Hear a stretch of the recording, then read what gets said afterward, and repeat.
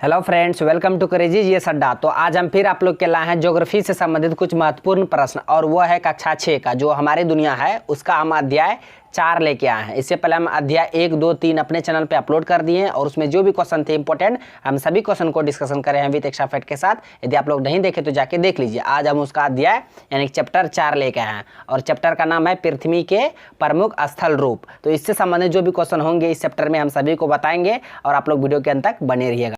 तो चलिए शुरू करते हैं। पहला क्वेश्चन है कि बिहार में सोन नदी किस तरह के क्षेत्र से होकर गुजरती है। तो आपको ये बताना है कि जो बिहार में सोन नदी है वो किस तरह के क्षेत्र से होकर बहती है, गुजरती है। ऑप्शन में आपको दिया पहाड़ी क्षेत्र, पठारी क्षेत्र, मैदानी क्षेत्र, रेगिस्तानी क्षेत्र। तो इसका आंसर बता दें, ऑप्शन सी हो जाएगा, यानी कि मैदानी क्षेत्र से होकर गुजरती है बिहार में सोन नदी। तो हम सोन नदी से संबंधित कुछ एक्स्ट्रा फैक्ट बता दे रहे हैं, आप लोग ध्यान से सिर्फ उसे सुनिएगा, सुन के ज़्यादा याद होता है।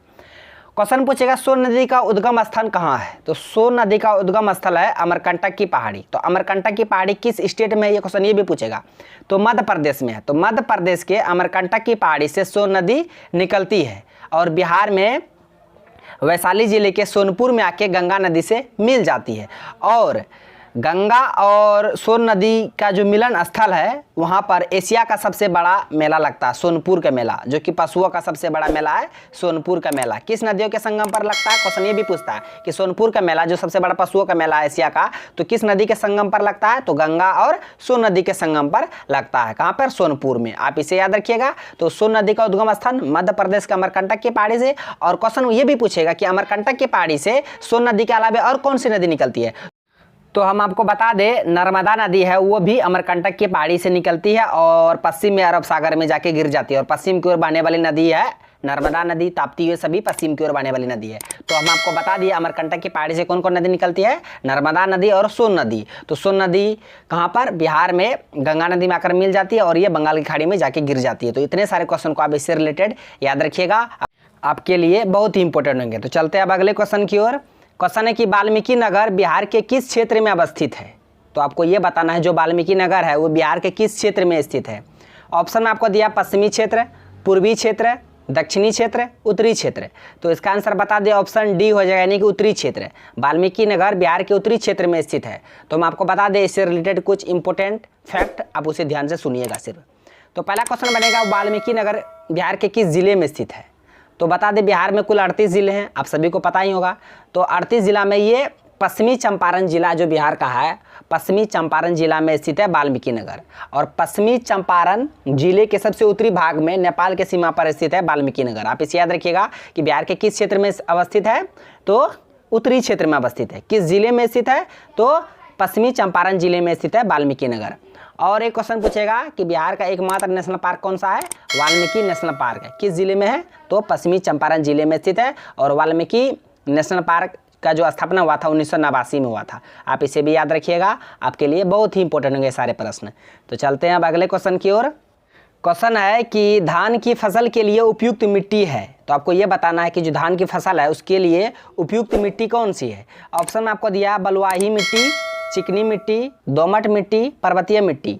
तो इसका आंसर बता दें, ऑप्शन बी हो जाएगा, यानी कि चिकनी मिट्टी।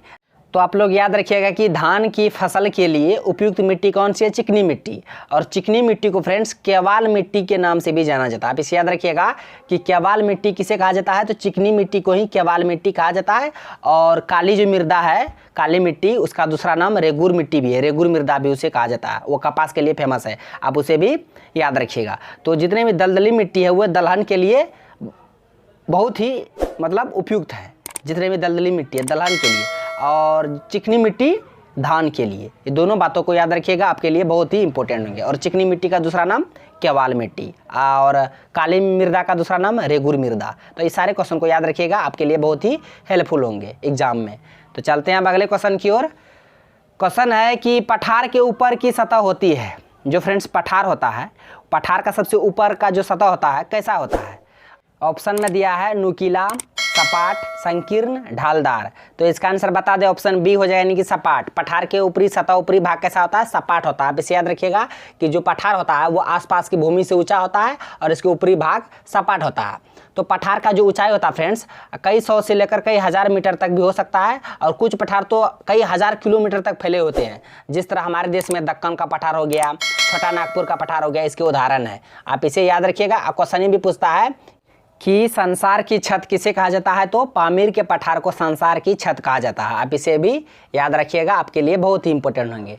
तो चलते हैं अब अगले क्वेश्चन की ओर। ये आज का लास्ट क्वेश्चन है कि जो पर्वत हैं, पर्वतों के कितने प्रकार होते हैं? तो आपको ये बताना है जो पर्वत है उसके कितने प्रकार हैं, टाइप हैं। ऑप्शन में आपको दिया 4, 5, 3, 2।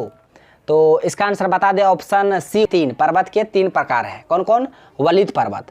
और वलित पर्वत किसे कहते हैं? जिस तरह देखिए, जो सतह है, इनके सतह उबड़ खाबड़ एवं शिखर शंक्वाकार होता है। जैसे भारत का हिमालय पर्वत हो गया, दक्षिण अमेरिका का एंडीज पर्वत हो गया, वो वलित पर्वत का उदाहरण है। दूसरा है भ्रंशोत्थ पर्वत। तो पृथ्वी के जो आंतरिक हलचल के कारण पृथ्वी पर जो दरार पड़ जाते हैं और जो दरार के बीच में जो भाग ऊपर उठ जाता है उसे ही भ्रंशोत्थ पर्वत कहा जाता है। इसका उदाहरण है भारत का जो सतपुड़ा पर्वत है, जो सतपुड़ा कहाँ है? मध्य प्रदेश में। सतपुड़ा की सबसे ऊंची चोटी धूपगढ़। आप इसे भी याद रखिएगा। तो भारत का सतपुड़ा पर्वत इसका उदाहरण है। उसके बाद लास्ट हो गया तीसरा, ज्वालामुखी पर्वत। जो ज्वालामुखी से निकलने वाले लावा एवं अन्य पदार्थ के जो ठंडे होने, जम जाने के कारण जिसका निर्माण होता है, जिस पर्वत का निर्माण होता है, उसे हम लोग ज्वालामुखी पर्वत कहते हैं। इसका उदाहरण है जिस तरह इटली का विसुवियस पर्वत, इटली का विसुवियस पर्वत इसका उदाहरण है ज्वालामुखी पर्वत का। आप इसे याद रखिएगा, आपके लिए बहुत ही इंपॉर्टेंट है। और एक क्वेश्चन हम पूछते हैं फ्रेंड्स आप लोग से, और आप लोग इसका आंसर कमेंट बॉक्स में दीजिएगा कि भारत का एकमात्र सक्रिय ज्वालामुखी पर्वत कौन सा है? इसका आंसर आप लोग कमेंट बॉक्स में दीजिएगा। तो फ्रेंड्स आज का क्वेश्चन बस यहीं तक था। आई होप सारे क्वेश्चन हम बता दिए। यदि आपको वीडियो अच्छा लगा तो मेरा वीडियो को लाइक कीजिए तथा मेरा यूट्यूब चैनल करजी जी सड्डा को सब्सक्राइब करें और बेल आइकन को भी हिट कर दीजिए ताकि हर एक लेटेस्ट वीडियो का नोटिफिकेशन तुरंत आप तक पहुंच जाए। Thanks for watching video. धन्यवाद। मिलते हैं अब नेक्स्ट वीडियो में नेक्स्ट टॉपिक के साथ।